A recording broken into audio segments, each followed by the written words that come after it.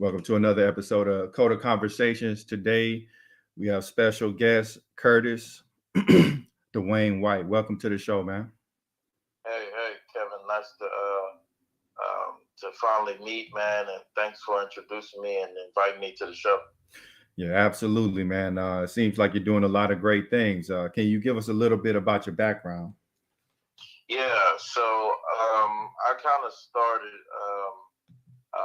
in graphic design. I was a young kid that used to draw on everything, and just coming up, my stepdad kind of saw that I was very heavy in designing and graphics and drawing, and he pointed me in the direction of graphics, and that led to learning how to build websites and eventually now app development.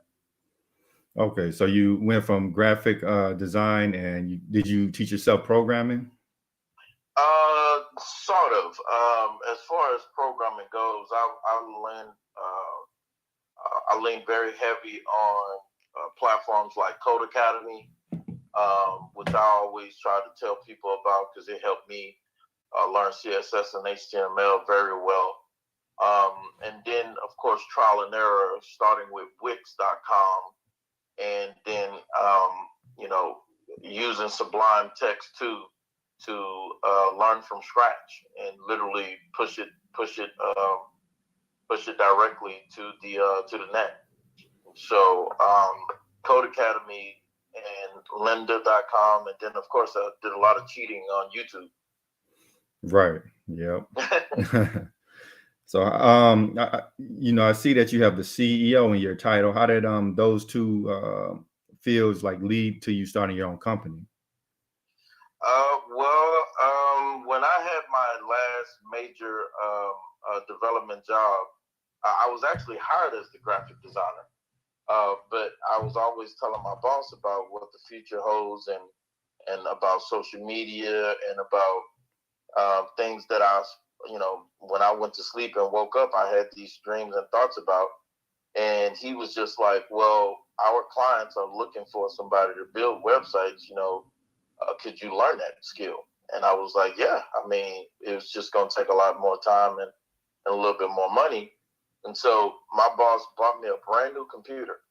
Wow. And that was the motivation enough for me to get very heavy into learning how to build websites. And I took that energy and I don't know, it just inspired me to be like,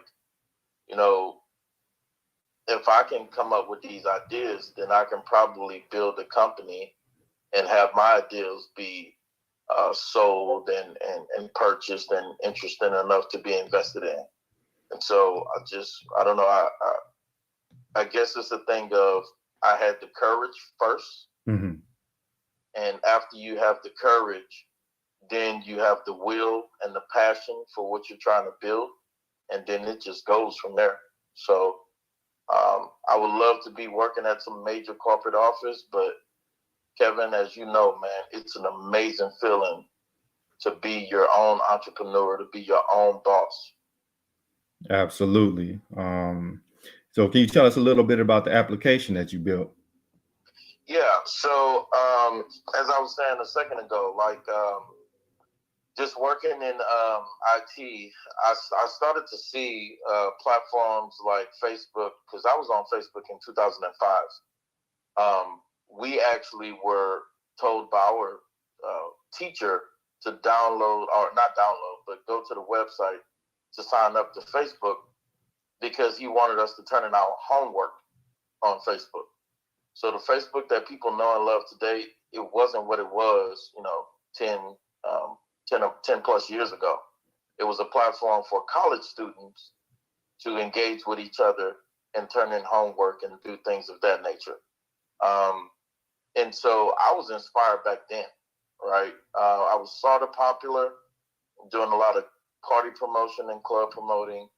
And so mixing that life of party promoting with an online site to where you can meet individuals and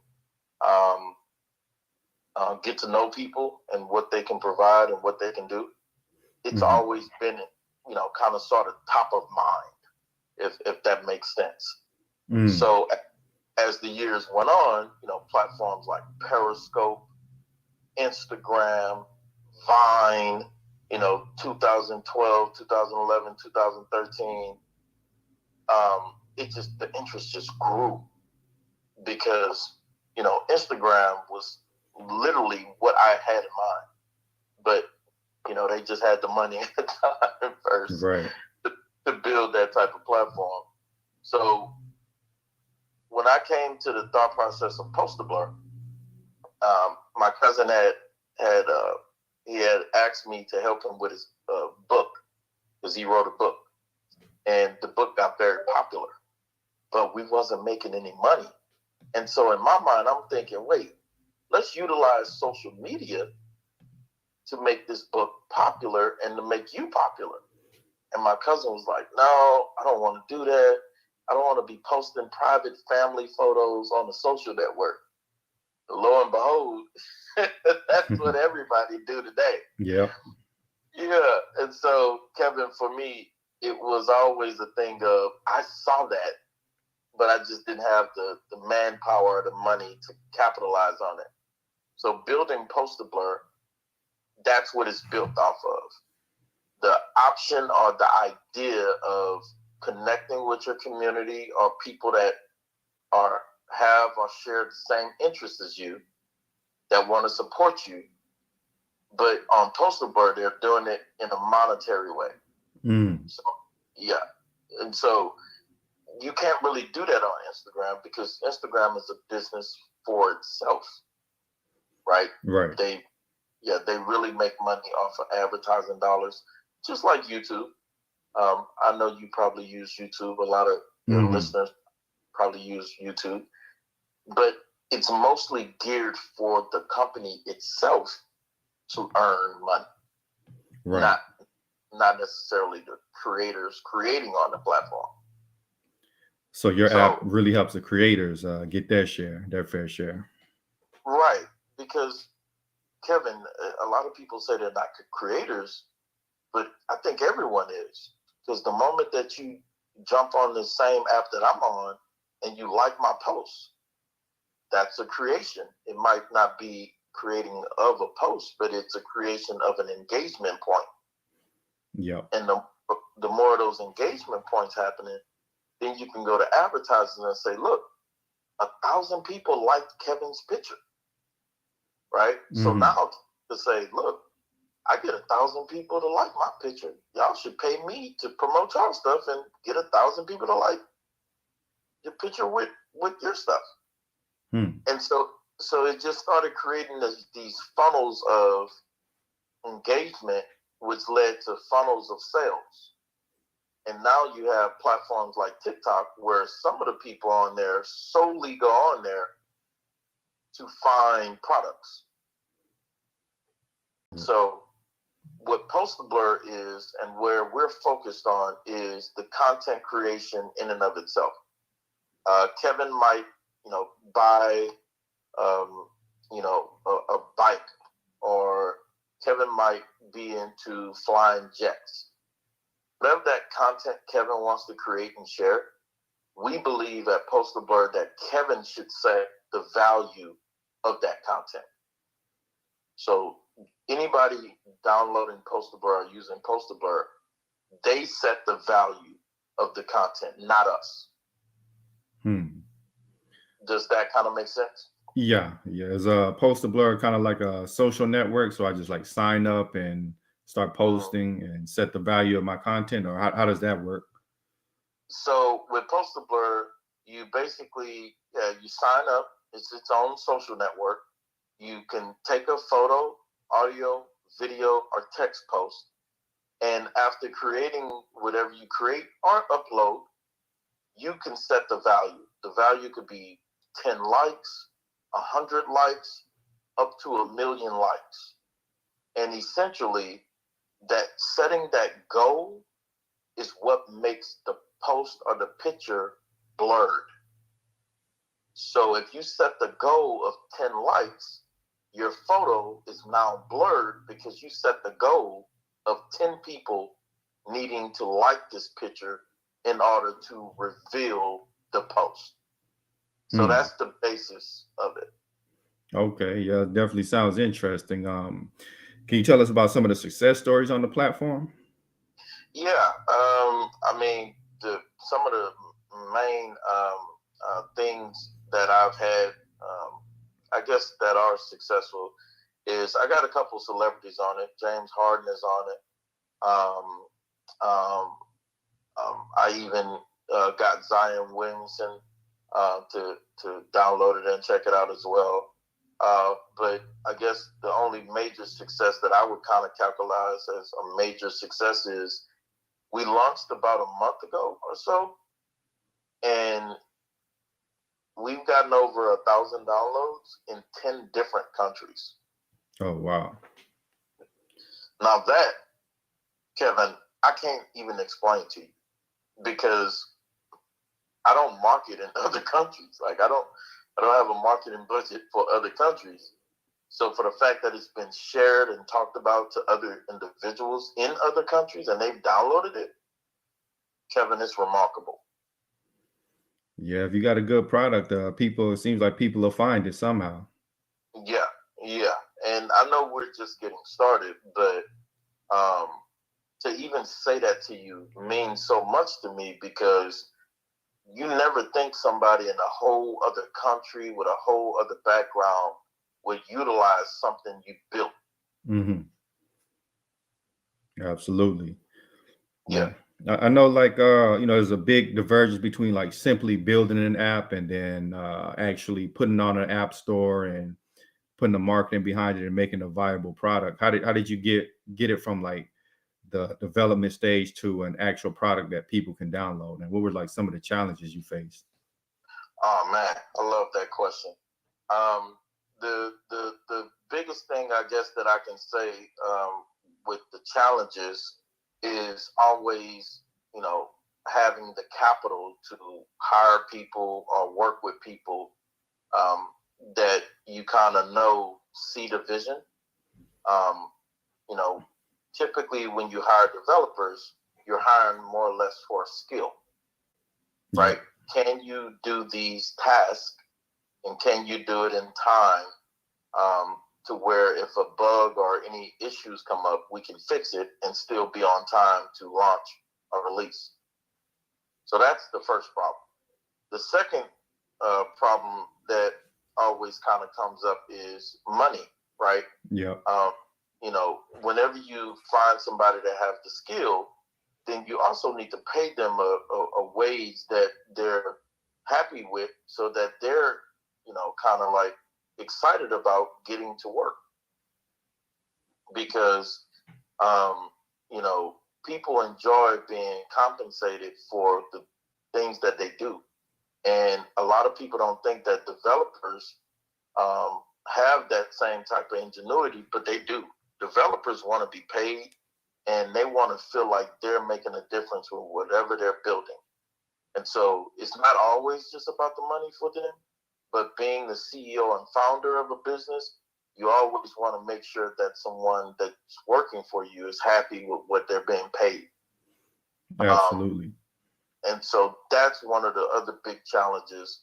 I didn't even know about that, Kevin. I just thought, hey man, I got this great idea. You need to help me. And I didn't think, well, do they even care about what you're building? Because if they don't, they're just going to be working for your money. And then as soon as they're done, that's it. They're not going to give you extra advice or say, hey, Curtis, you should be looking forward to this or this might pop up. They're not going to give you the extra things that you might not be aware of. But they're going to only do the task and then they're going to be out. So Right. that's one of the toughest things dealing with building something. And as I said before, Kevin, I didn't know that, right? You don't know that. When you're raising funds, you're thinking, oh, I just need the money because I can just hire some people. But it becomes a learning thing of I need to hire the right people. Yep. Yeah, people that actually care about what we're building and what I'm hiring them to work on. So, in short, um, those are some of the challenges. And the other challenge is sometimes you might have to go overseas to find development just because of cost. Yep. I raised some money, but the money that I raised, I began to learn that um, it can be burned very fast. And for all your listeners, if they have a business and it's in tech, they know that money could be raised and it could be burned very fast. So it's very important to utilize the money in the most intelligent, most effective way possible. And that's something that I learned. Absolutely. So somebody that's just starting their own application, how do they get the funding in the first place? And you mentioned they can burn through it really quickly. So what are some of the things they need to watch out for so they don't waste their money? Right. So I love that question. One of the first things that I would probably say is um, you need to kind of do a lot of research on whatever your product is. If it's a tech-based product or software as a service, or if it's CPG, um, um, you have to know like the sales strategy, the marketing strategy, what benefits your product or technology has over a similar product and technology. It's kind of like what they say in real estate. You got to know your comps. And comps simply mean your comparatives. What comparison does another product have towards yours that makes yours better, faster, quicker, more efficient than another person's product? Um, and the moment that you learn those things and you know those things, then you need to find out ways of building what you're building and keeping costs very low before you hire a developer or before you hire somebody like an industrial engineer to create your product or service or product, essentially. Um, so I would definitely advise anyone of your listeners that is building a business, try to learn what things you can do that are free before you try to hire somebody to do something for you. Got it. Yeah. So yeah, you mentioned hiring the right people is very important. Is there anything, any traits you look at to be able to identify the right person versus the wrong person? Yes, 100%. The first trait you need to look for is, does this person feel passionate about what you feel passionate about?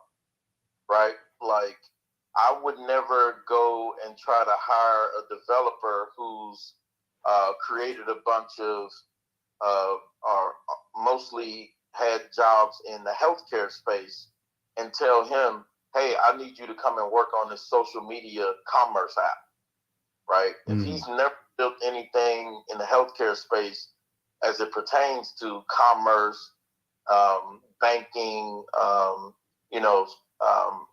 if he's never used Stripe or Stripe Connect, or even PayPal, in anything that he's built, then how would that person help me? Um, it just wouldn't be a match. And so the first thing you do whenever you're creating business, you need to try to go around, be around, network with people that are in your business line. So if you're in healthcare, any and everybody you talk to every day need to be in healthcare. If you're in finance, any and everybody you hang out with and talk to need to be in finance, um, and so on and so forth. Because it's good to get perspectives from other industries, but those people in those other industries don't necessarily help you um, hire in your particular industry. Yep, that definitely makes sense. Um, so you mentioned earlier you got a couple of like basketball players like James Harden and Zion Williams on there. How did you go about like getting them to join your platform? Well, so I I have this really huge neck for following people that are um, in media or social media. And once upon a time, James Harden was very much so on Twitter and tweeting a lot. And so usually what I would do is I would just follow him. You know, whenever he tweets something, I was one of the first two people to get the notification and comment and just to follow, you know. And being that, you know, I live in Dallas, I have access to Houston by just, you know, what, 3 or 4 hours driving down there, going to a game or going to an event that he's promoting. And so I found out that James Harden does this yearly basketball camp. And a friend of mine was like, hey, man, James Harden, he's actually going to be at this camp. So you might want to try to see if you can get a meeting and come through and speak to him. And sure enough, I found his information and I reached out to his business partner. And his business partner said, yeah, man, we'll be in Houston at the camp. He'll be live and in person for the camp. And I was like, cool. So I grabbed one of my friends who had a son, because I don't have any kids. I grabbed one of my friends who had a young son, and I was like, look, I'll pay for whatever y'all need. I just need y'all to go down here with me to this James Harden basketball camp. Signed up to the camp and everything, man. It was fabulous, by the way. But when I was there, I ran into the business partner that I spoke to, and he was like, yeah, man, let's have a meeting in the back. And believe it or not, him, his mom, and his two business partners came to the back, and they met with me for 20 minutes. And so I showed them Postablur and tried to pitch them to invest. And he didn't make an investment right at that time because we were literally brand new, and it was just an idea, more or less. But he said, you know, I'll try to support you, you know. And so years later, roughly it was middle of last year, I reached out and I said, hey guys, you know, the app is available. I would love for you to download it and check it out. And the business partner sent it to James, and him and the business partner jumped on the app. Wow. Yeah. It seems like there's an amazing amount of power just through social media, being able to reach people we normally wouldn't be able to meet. Yeah. It's like I was saying earlier too, it's all about the passion. Most people just talk about it. I'm trying to be about it. Exactly. Like, honestly, in the African American community, there's not like a lot of mentors. There's not a lot of business owners. What gave you that drive and passion to start your own business? And did you have a mentor? I not specifically have a mentor. What gave me the drive and passion is kind of like I was mentioning earlier about my cousin. My cousin, he's very passionate about business. He's been in corporate America for a long time, but he was very passionate about business and starting his own business, and learning from him and what I saw him go through.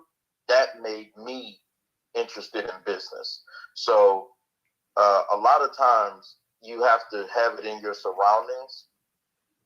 And as being a Black young man, most of us don't have business people in our lives doing business. Notice I said my cousin was still working this entire time. He still had a full-time job. But even with his full-time job, he was still pursuing his own business.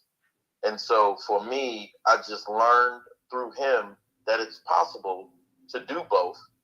But for me, I just I don't know, my passion for social media and the possibilities, you know, it just kind of grew and grew.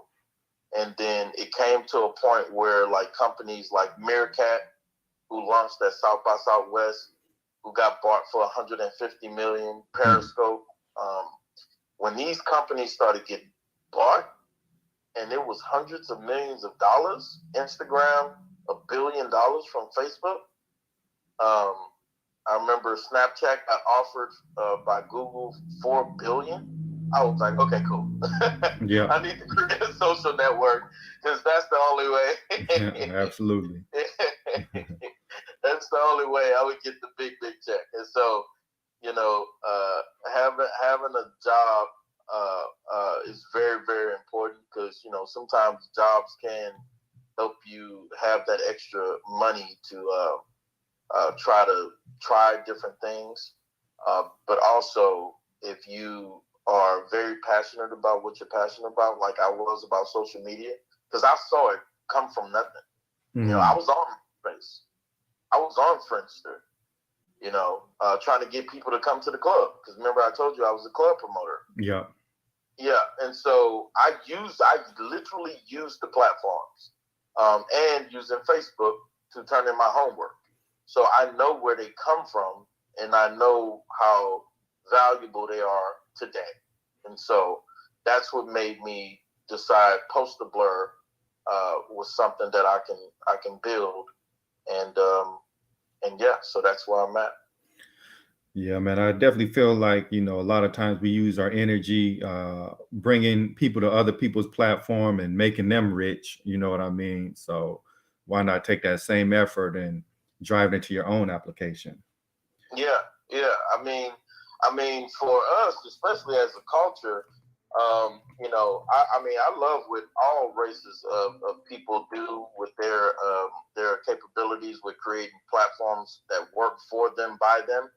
But it's kind of like the same thing for us. We have buying power. There are a lot of things that I think our background, um, our culture, we kind of promote some things and make things very popular, but we don't get credit for those things when they get sold. Yeah. And for me, Kevin, that's the other motivator that drives my passion. It's not just to be on something and be popular on something Yeah. and generate money for being on something, but it's also building something and being an owner of that something. So that at the inflection point of when that thing is bought or sold, I capitalize in that part of it as well. And so we are very easy to jump on a platform and make a platform more valuable. But when is it going to be a day when we are the ones that are creating the narrative and also owning the narrative that we create? Absolutely. So, like, okay, so somebody's on their job right now. We got a question from the audience from Joseph Walker. So, Okay. like, he's working on his job right now. He wants to start his own business. What are some ways that you can raise funds for startup capital outside of your job income? Like, would you suggest going to a bank for debt capital, or maybe raising money with investors in exchange for equity? Yeah. So one of the biggest things that I just kind of had this conversation earlier today. I love this question. What I would say to you said Joseph, right? What I would say to Joseph is Joseph has to definitely know what his business is and what's the potential of the most important thing to a potential investor, and that is ROI. How are you going to return my money to me and then some if I give you money, right? And so the more that Joseph knows the answer to that question, the better he would be in raising funds. What I knew about Postablur and social media is all of it eventually goes to advertisers.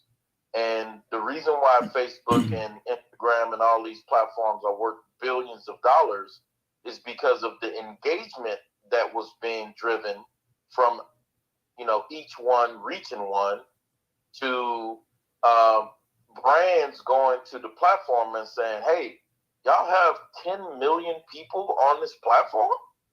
Hmm. Okay, well, we will pay y'all X amount of money to introduce us to these 10 million people that Hmm. log into this platform every single day. So for me, building Postablur, it was the same thing. It was like, oh, okay, so I just need to build a community of creators or individuals on a platform, and then the money would come. So I knew that I can go and take that information to an investor and say to the investor, hey, investor, I'm going to build an app. It's called Postablur. It's going to create these many people creating content. And at some point, the brands are going to come and want to be involved in our community. And that money that those brands come, because they all have a marketing budget that they have to spend every year, I'm going to take some of that marketing budget, and that marketing budget is going to funnel and fuel the growth of our platform. And so that then to an investor is, oh, wow. So he's going to make money eventually from brands coming to bring the money to be a part of our platform. So that's something you, Joseph, has to know. Now, if he's building a product, of course, there's product statistics, like how many people would use your product, how, what is the margins between how much a product costs to make versus how much you can charge a person to buy your product. That's a little bit different. And those numbers are easy to obtain and understand. So again, Joseph has to understand what those numbers are and how he can return that investment back to an investor. And so that should drive him, that information should drive him to then go and say, okay, I'm going to approach these guys, family or friends, to get started. And then I can go to platforms like mogulmillennial.com. So that's something you can share with them. Go to mogulmillennial.com. That website produces information for grants, which is free money for small businesses, pitch competitions to raise funds, and angel investors looking to invest in companies. So once you know the ROI, yes, exactly, yes. Once you know the ROI, then it's game on. Yeah, some powerful knowledge there. So we were talking earlier, and you actually pitched your idea to Shark Tank. Is that correct? Yes, sir. I did it twice. The first time was very interesting because I went with a friend of mine, and we drove 18 hours nonstop to Detroit. Kevin, this was probably about 7 years ago. So if you think I'm passionate now, you can only imagine how passionate I was 7 years ago about posting. I thought it was the greatest platform on the history of ever. And so I drove to pitch it and didn't make it past the first round, unfortunately. Second time I did it was about maybe 4 years ago, and I made it to the second round, whereas on the second round, you have to create a demo video introducing yourself, your team, and the product. And so didn't make it to the third round, but that experience that I got, it was amazing because Shark Tank is such a huge platform, 9 million to 15 million views every Friday. So it's a large audience that is seeing your product and seeing you pitch the sharks. Absolutely. Joseph has another follow-up question. He says, if you do suggest a route of raising funds versus going to the banks, how much equity would you recommend giving of your company? See, I love that question. That's another question about research, right? Like, Kevin, if you're building a company, you have to do deep research on what your product is, what's the return on investment for that product, and what some other people have done regarding equity in that business. So you have on glasses. If you were starting a glassware company, you have to just do the research on, how much equity was given away to raise X amount of dollars, or you can do a value prop. I know that my glasses or my frames are the only type of frames in the market. There's no other frames like these. There's no other glasses like these. So then you can say to the investor, hey, investor, this is a first of its kind. You then could set the value of, I believe you should give me $1 million for 10% equity because I'm going to return X amount of money to you because this product is a first of its kind. Now, if it's not a first of its kind, you then just have to do the research. How many people have successfully raised money via this product or via this service? And then maybe reach out to some of the people. Hey, when you guys were growing, how much equity did you guys give away in order to get to the next stage? Don't be afraid as an entrepreneur to ask other entrepreneurs very detailed questions. Either they're going to give it to you or they're not. But if they know that you're an entrepreneur and you're trying to grow as well, they might. Just kind of how I'm sharing detailed information. It's, to me, all about research. Information is out there. You just really have to go and deep dive. Absolutely. How important is networking and meeting the so-called right individuals, and how do you increase your network? So being a part of some type of community network is always very important. And I'm a part of several. And again, that kind of goes back to the earlier comment about, how do you find developers to help you with your product? You got to go to where those people are interested in that type of stuff. So go to a networking event where it's all about finance, right? Eventbrite is a very good resource. Meetup.com is a very good resource because there's always different types of meetups and even on Eventbrite. So utilizing those platforms to search for different networking events or opportunities. You'll go to those events and meet people that are in the same space you're in. And as I said before, it's about research. To me, that's a part of research. Because if Kevin knows about social media and I'm trying to build a social network, I can probably ask Kevin some questions about social media, social marketing, commerce in social media, ads. I can ask him some questions. He might know something. Yeah, that definitely makes a lot of sense. So let's give a hypothetical. Say you had your own podcast and you wanted to get that off the ground. Like, what would your thought process be to really make it profitable and to kind of popularize it? Okay. I love that question. That's a very good question. So if I owned a podcast, so instead of Postablur being a social network, you're saying, what if Postablur was a podcast? How would you have approached it, right? Right. Okay. So here's the first thing I probably would do.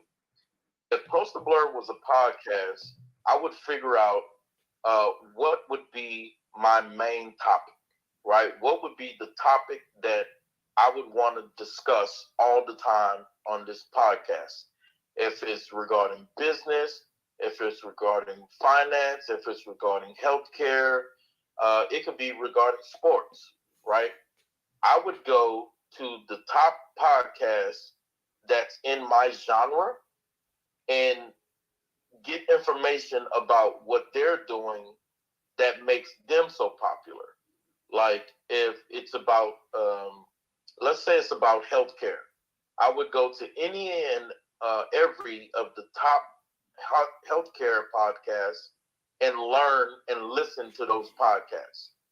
Then I would do a deep dive into who created those podcasts and what their background is. You know, what did they do before they started their podcast? And so again, this goes back to what I was saying about research and doing your due diligence. And so after doing all of that type of research, then I would kind of try to set my podcast in that same lane of growth. One, I would figure out why my podcast could be different. You know, they might only do Tuesdays at 12 noon. Well, I would base it on some research on Instagram or something. When is the most post being posted on Instagram? Or when are people listening to most videos or reels on Instagram? Do it based on some unique information and then post on those days that align with that unique information. And that then becomes my differentiator. I post on Wednesdays at 12 instead of Tuesdays at 12 because of these reasons. And then instead of just inviting, people that are in the industry, try to invite people that are outside of the industry and ask them questions about healthcare, right? What do you think about healthcare? I know you're in sports, but what do you think about healthcare? Just to get a different take from a different person in a different industry. So that would be a second differentiator, right? I would just, if Postablur was a podcast, I would utilize very different metrics to make my podcast or my business very unique so that my listeners get something that no other podcast could provide. Absolutely. Yeah, that was some great advice. From what I'm seeing, the audience is loving all your advice. You're doing a great job, man. Thank So yeah, earlier before the podcast went live, we kind of talked about was there like an opportunity where small businesses get introduced to bigger businesses? Did you want to elaborate on that, or? Yeah. So I'm a part of this platform that I found via the platform that I was telling you guys about on mogulmillennial.com. MOGULMILLINIAL. I think that's the right spelling. It's a platform where entrepreneurs that look like me and you can go to find out about grants, different grants, different platforms that give money and pitch opportunities to raise money. And so they had one platform, one program from the Dallas Mavericks. It was called the Dallas Mavs Business Assist, or Dallas MBA. And so they've selected 100 companies, and their goal at the Dallas Mavs Business Assist was to introduce small businesses to the top large companies. So like 2 weeks ago, we met with the top 20 executives at Coke. Wow. We also met with the top 20 executives for the Dallas Mavericks. And in a couple weeks, we'll be meeting with the top executives at TIAA, the insurance company. And so what that platform does is it puts people like me that's just getting started in the room with potential brands that I can partner with to grow my brand. And so to like Joseph's question, that's another way also Joseph from earlier, that's another way also that you could potentially raise funds is by going to networking events where a brand that might be best suited with your brand could give you information about how they came about or how they were successful. And so learning from them gives you the opportunity to meet with them, which gives you the opportunity to talk to them. And so what I try to tell people is before you go and ask somebody for something, you need to know who you asking. You know, like I'm not just gonna say, "Hey Kevin, can I borrow $100?" Yep. Right? I need to know what Kevin does, you know, to earn money, and then I need to get an assessment of if I ask Kevin for money, does Kevin actually have the money to give it to me? You know, like what is he doing to make money? Because I don't want to ask him for money and he don't have the money to give it to me, right? Or maybe Kevin can put me in a room with somebody who might have the money that can be given to me.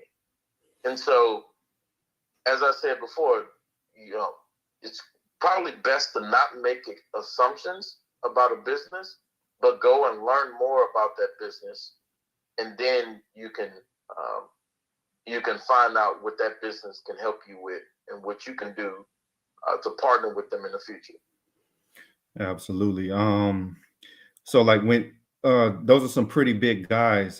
Did you have to like really prepare before you got in the room with them? And did you have an objective in mind, like I want to present this sort of conversation to them, or did you just kind of go with the flow?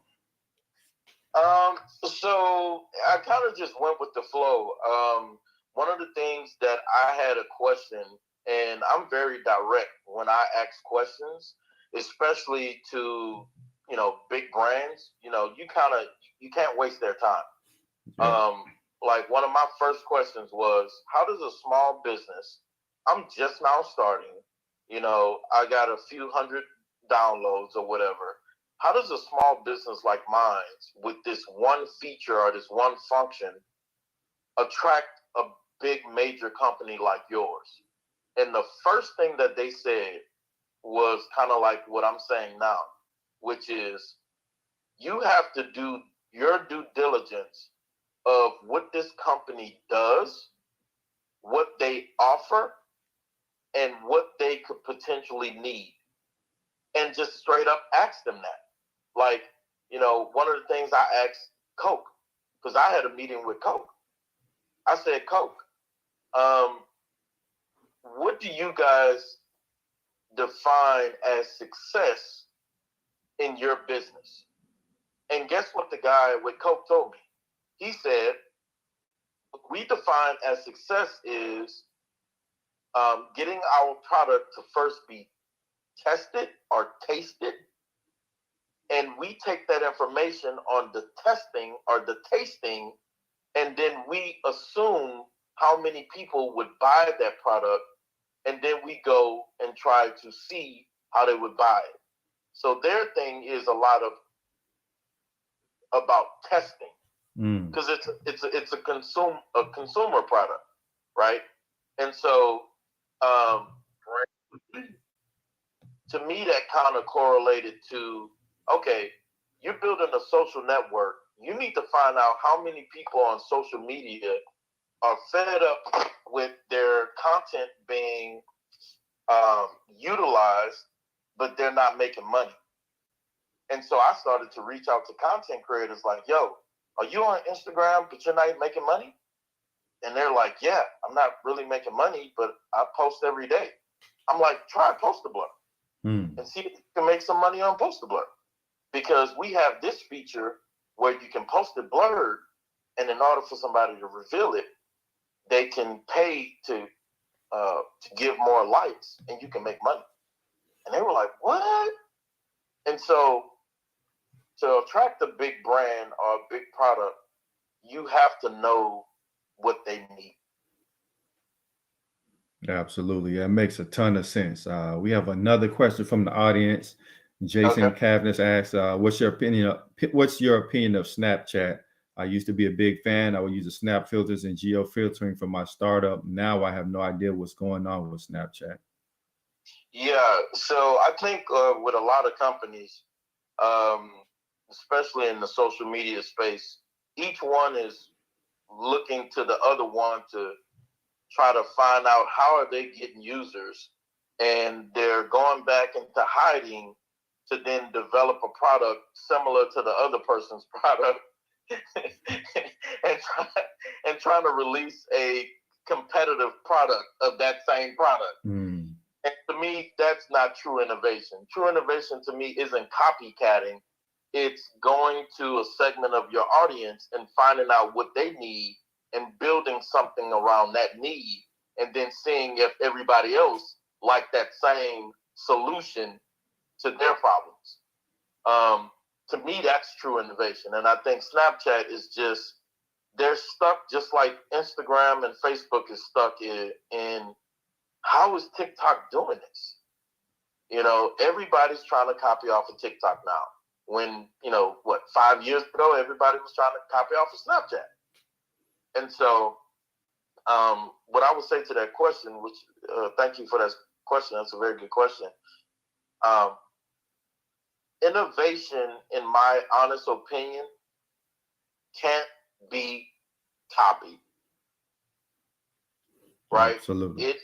It can't be copied. True innovation has to be researched.